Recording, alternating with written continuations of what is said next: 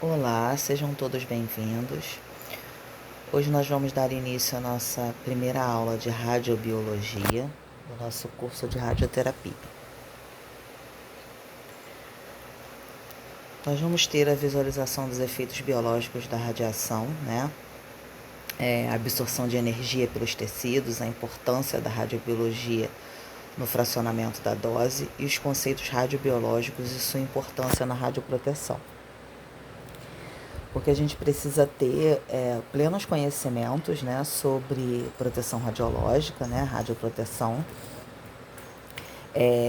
no fracionamento das doses, para que não ocorra os erros, né, para que não ocorra nenhum ato incorreto da nossa parte, né, porque desde o momento que a gente está trabalhando com as radiações, a gente precisa ter o total conhecimento sobre todos os efeitos, né, e todos os danos que podem ser causados por qualquer ato incorreto nos nossos procedimentos, né. Precisam ser procedimentos muito bem controlados e o controle, né, normalmente é baseado, em sua maioria, dentro dos nossos conhecimentos. Quando a gente exerce qualquer tipo de ação sem conhecimento, a possibilidade do erro é bem maior, tá? Então é por isso que a gente precisa ter conhecimento bem grande dentro da área de radioproteção, porque o público em geral, nossos pacientes, acompanhantes, o restante da equipe dentro do hospital, não tem esses conhecimentos de forma ampla. Nós é que vamos ter maior acesso a esses conhecimentos, então a gente precisa ter um domínio muito grande para poder exercer de forma bem correta e bem reta, né, os nossos feitos, né, dentro da utilização das radiações. Então, na primeira parte, nós vamos falar sobre a absorção da energia pelos tecidos. Aí a gente volta lá no início de tudo, né? Em 1895, quando Röntgen descobriu um novo tipo de radiação, os raios-x. A gente sempre volta lá no princípio de tudo, né? Principalmente porque lá no início não se tinha nenhum conhecimento sobre os efeitos das radiações, sobre os danos que elas podiam causar, né? Então foi usado de forma mais ampla, porque não se tinha noção desses malefícios que a radiação podia causar. Ao longo do tempo, conforme os estudos foram se aprofundando e foi, de certa forma, se visualizando os efeitos da radiação nos tecidos, é que foi possível ter uma noção, né, dos malefícios que a radiação poderia causar. Então foi um processo de tentativa e erro, de certa forma. Então muitas pessoas tiveram lesões muito graves, muitas pessoas chegaram ao óbito devido aos efeitos dessa radiação, antes que fosse possível quantificar, né, a nível de dose e efeito. Ao longo do tempo é que foi possível se chegar a esse denominador comum, né? Então, em 1895, percebeu-se que era possível enegrecer filmes fotográficos. Em dezembro, já foi feita a primeira radiografia da Ana Berta, a esposa do Röntgen, que é essa radiografia aqui ao lado. Em 96, foi feita a primeira demonstração pública. Foi feita a radiografia da mão do professor de anatomia Rudolf Albert von Kuliker.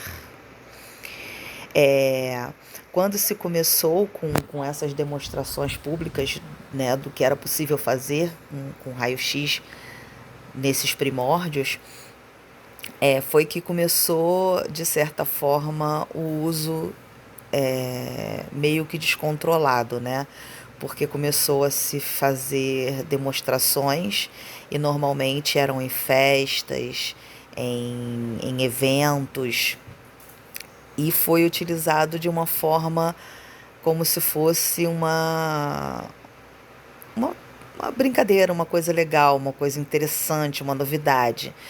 E como não se conhecia os efeitos, né, maléficos da radiação naquela época, era feito de forma bem descontrolada, né? Tem bastante fotos na internet que demonstram os usos que hoje em dia, né, são totalmente proibidos, né? Mas na época, como não se conhecia os malefícios, o uso era bem amplo e acabava acometendo uma quantidade muito grande de pessoas a radiação, né? Sem proteção, sem nada. Em 1898 foi descoberta a radioatividade por Henri Becquerel. Em 1898 também foi feita a descoberta do rádio por Marie e Pierre Curie. Becquerel, em 2 semanas, ele teve eritema, ulceração e depois a cicatrização, porque ele carregava um contêiner de rádio no bolso, né?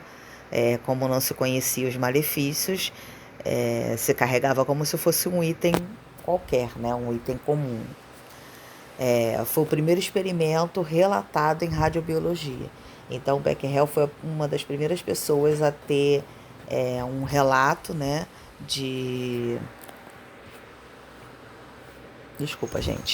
um relato de ser acometido por efeitos, né, radiobiológicos. Em 1901, Pierre Curie repetiu o experimento, produzindo queimaduras com rádio em seu próprio antebraço. Quando começou a se perceber que havia efeitos, né, do contato com a radiação, começou a ser feito testes, né, e eles faziam neles mesmos, para poder saber os efeitos da radiação nos tecidos, né. Então, Pierre Curie repetiu o que aconteceu com Becquerel e produziu uma queimadura no próprio antebraço. Foi dado início aos estudos em radiobiologia, né? E a radiobiologia estuda a ação das radiações ionizantes nos tecidos vivos. A absorção da energia em materiais biológicos pode causar a excitação ou a ionização. A radiação não ionizante pode causar excitação, que aumenta o nível de energia e não é ejetado, tá? E a ionização, a energia é suficiente para ejetar e liberação localizada de energia. Então, a ionização ejeta o elétron, né, o elétron livre, e libera energia. Então, a não ionizante ela vai causar a excitação e a ionizante vai causar a ionização, tá? Então, dentro dos princípios de radioterapia, a gente vai ter a ionizante e a não ionizante, né? Na radioterapia, que é a especialização médica que utiliza a radiação ionizante com fins terapêuticos. Então, a gente vai pegar esses efeitos, né, de certa forma, das radiações ionizantes e vai canalizar ele para utilizar em fins terapêuticos. Então, a gente vai dosar, a gente vai localizar, vai fracionar para poder utilizar esses efeitos de forma benéfica, para tirar proveito desses efeitos, né? Então, dentro dos princípios, a gente tem as unidades de dose, né? A gente tem o Gray, que é o equivalente ao joule por quilograma, elevado a -1, tá? Um Gray é a mesma coisa que um C-Gray, tá? A gente tem também os tipos de radiação, particulada e eletromagnética, tá? Dentro das classificações, novamente, a gente tem as radiações ionizantes, como eletromagnéticas e particuladas. Eletromagnéticas, a gente tem o raio-X e os raios Y. raio-x extranuclear, desaceleração de elétrons, e intranuclear, isótopos radioativos. Então, a gente tem os raios-x que são produzidos na eletrosfera e os raios Y que são produzidos no núcleo do elétron, radiações nucleares, tá? Que são isótopos radioativos. As particuladas são elétrons, prótons, partículas alfa, nêutrons, tetemeson negativos e íons pesados carregados. Nas radiações eletromagnéticas, os raios-x e os raios-y, mesma natureza e mesmas propriedades, são diferentes das origens, como a gente já viu, né? Um vem da eletrosfera e o outro vem do núcleo.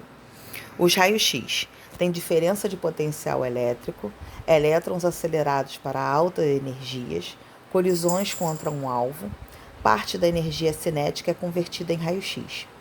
E os raios Y, o excesso de energia é liberado por núcleos instáveis, isótopos radioativos, em busca da sua estabilidade. Então, eles liberam energia para poder tentar ficar estável, tá? Então, a gente tem nas radiações eletromagnéticas o modelo de ondas e o modelo quânticos. O modelo de ondas, campo eletromagnético e campo magnético, que são perpendiculares, tá? O modelo quântico é um riacho de fótons de um pacote de energia, tá? Então, a gente tem a fórmula de cada um, né, explicando cada elemento dela. O modelo ondulatório. A velocidade da onda seria constante no vácuo, né?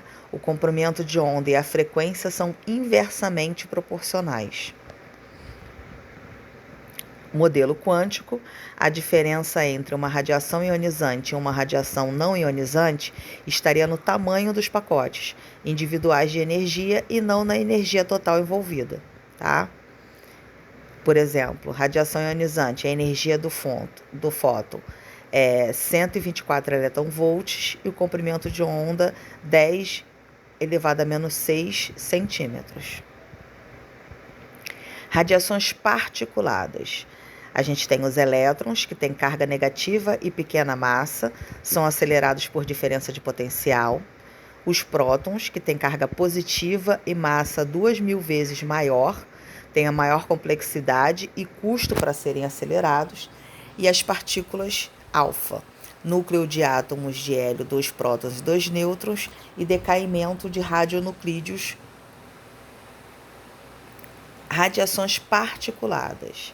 Nêutrons sem carga, com massa aproximadamente igual à do próton, não podem ser acelerados eletricamente, produzidos por desaceleração de um deuteron ou fissão nuclear. A gente já escutou bastante coisa sobre fissão nuclear, né? Partículas pesadas carregadas, elétrons como CNE e ar, ou outros com carga positiva devido à perda de elétrons orbitais. Então, a gente tem a utilização dessas partículas, né, para obter o que a gente precisa, dependendo da situação, tá? Absorção dos raios-x. Dentro da radiação ionizante, a gente tem diretamente e indiretamente, tá? Diretamente, partículas carregadas, prótons, elétrons e partículas alfa, energia cinética suficiente, produzem diretamente mudanças químicas e biológicas no meio absorvedor. Prestem bastante atenção nesse detalhezinho, tá? Produzem diretamente mudanças químicas, biológicas no meio absorvedor. Indiretamente ionizantes, radiações eletromagnéticas, raios-x e raios-y, e os nêutrons também. Produzem partículas carregadas que irão produzir os danos químicos e biológicos no meio absorvedor. Raios-x e raios-y produzem elétrons e nêutrons produzem prótons e partículas alfa. Dano no DNA, ação direta e ação indireta. A ação direta. O dano ao DNA é causado pela partícula carregada diretamente. Predomínio em radiações de alto LET, partículas alfa e nêutrons. Dano biológico não pode ser modificado quimicamente.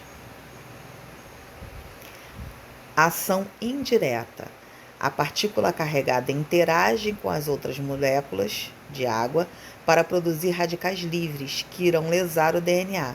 O dano biológico pode ser modificado quimicamente. Então, dentro do DNA, a gente vai ter a ação tanto direta quanto a indireta da radiação, tá? Então, a gente tem, voltando aqui, né?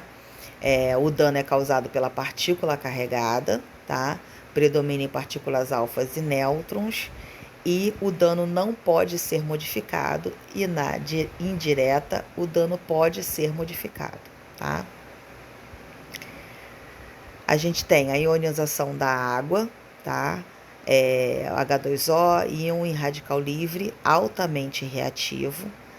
Radical hidroxila é responsável por 2/3 do dano ao DNA causado pelo raio-x.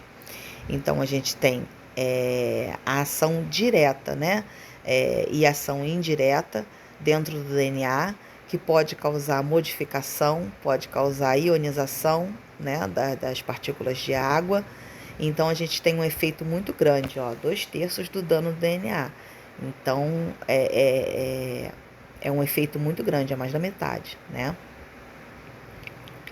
Aí aqui a gente tem um esqueminha, o fotoincidente, o elétron rápido, o radical livre, quebra das ligações químicas, que é o dano no DNA, e os efeitos biológicos. Podem levar horas, dias, meses ou anos. Pode levar à morte celular, carcinogênese ou à mutação. Então, só a nível de DNA, a gente já pode ter todos esses efeitos acontecendo aqui, tá? Tanto direta quanto indiretamente. Dentro da quebra do DNA, a gente vai ter morte celular, mutação e carcinogênese. Vamos falar um pouquinho sobre a estrutura do DNA. São grandes moléculas em dupla hélice, 2 fitas unidas por pontes de hidrogênio.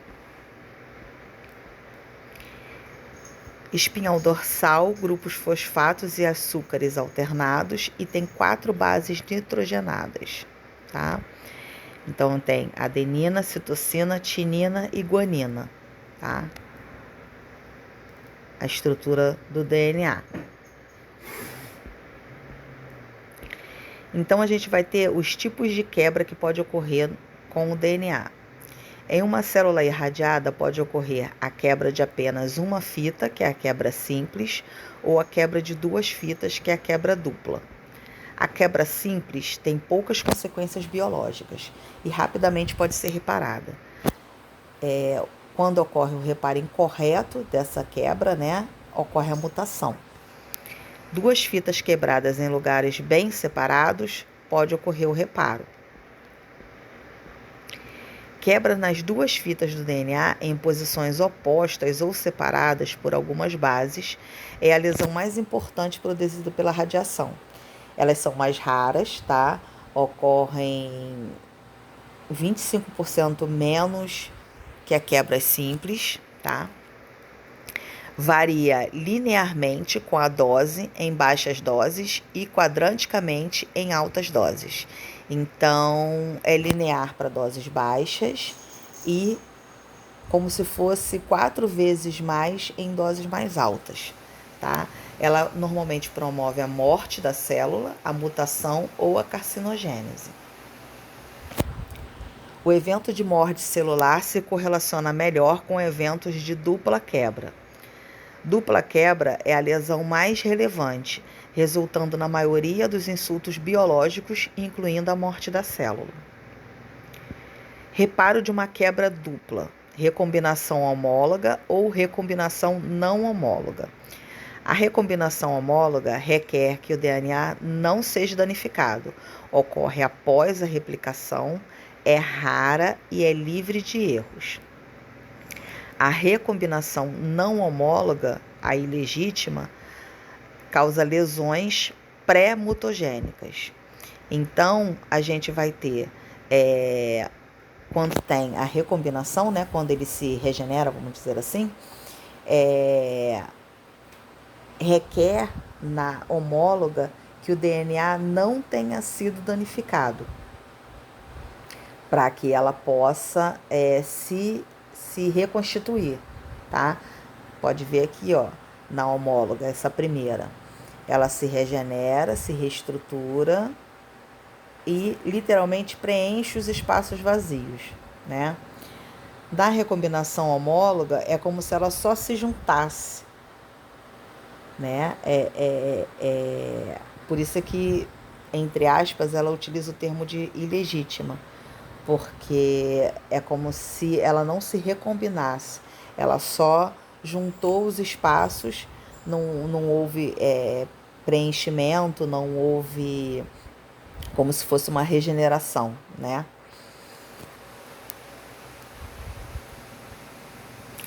Vamos falar um pouquinho agora sobre aberrações cromossômicas. Quando ocorre a nível anel, dicêntrico e ponte da anáfise, elas são letais, tá? As não letais, translocações simétricas e deleções pequenas. Dicêntricos. Quebra em cada cromossomo ocorre antes da fase S, que é a fase de estruturação do material, né? Pontos de quebra próximos que se unem, ocorre a replicação e cromossomo bizarro com 2 centrômeros. Então, a gente tem aqui, ó, a primeira parte, a replicação cromossômica diferente, aí ela para, né, o eixo, faz uma união ilegítima, se replica na fase S e forma a união, né, de pontos próximos dicêntrico, tá? Cromossomo dicêntrico se uniu ao fragmento por estar próximo, tá? Então, essa replicação, quando ela se multiplica nessa fase, na fase S, né, o cromossomo fica diferente, fica alterado da sua estrutura original.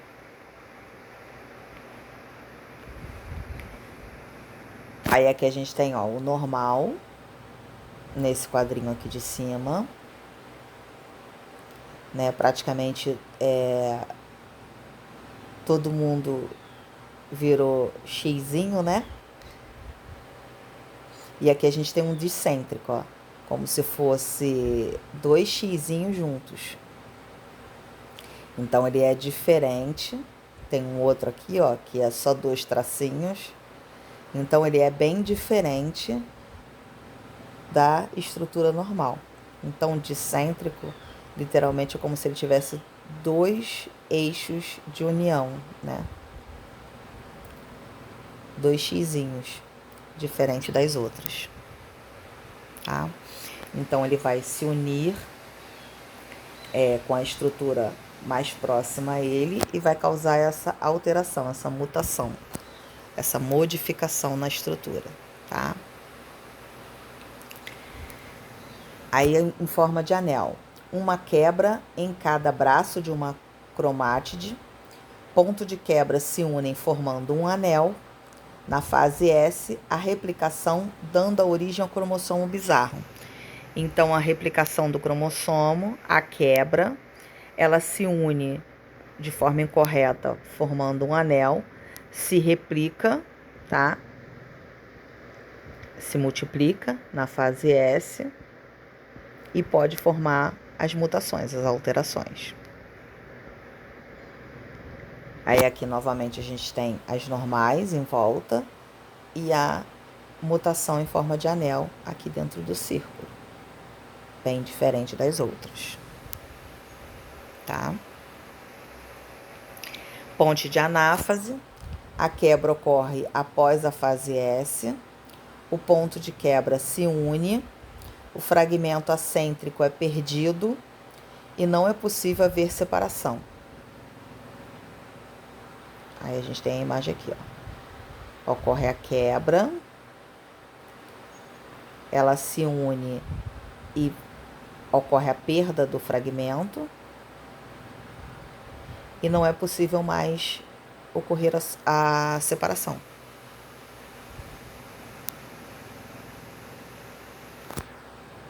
Aqui a gente tem as normais. E aqui, ó, no cantinho,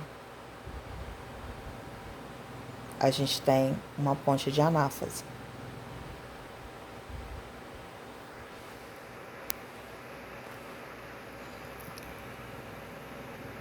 Translocação simétrica, que é um dano não letal. Quebra em 2 cromossomos antes da fase S. Ponto de quebra são trocados e é ativação de oncogênesis. Deleção, que também é um dano não letal.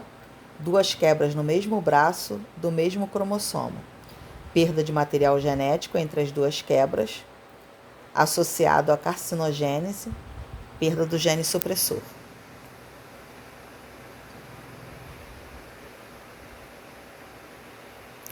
Aberrações cromossômicas em linfócitos humanos.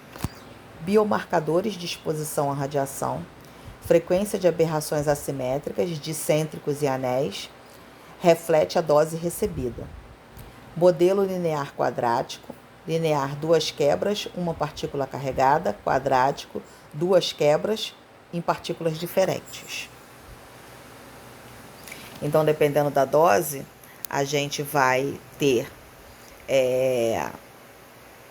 aberrações assimétricas dicêntricos e anéis, tá? É diretamente referente à dose que é recebida.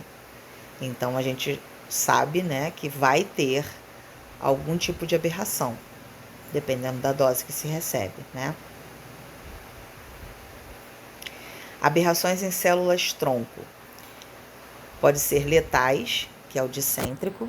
Danos estáveis, não sustentados, podem ser usados para estimar a exposição recente, para fazer o cálculo da radiação recebida recentemente. Não letais, através da translocação. Danos estáveis, repassado à célula filha, exposição recente e também após vários anos. Um exemplo bem intenso disso foi Hiroshima e Nagasaki, né? Que os danos, as mutações não letais foram passadas para a célula filha, né? Através da reprodução dessa célula, e os danos foram repassados, os danos foram percebidos após vários anos. Teve danos até mesmo a células genéticas, através das gerações e etc.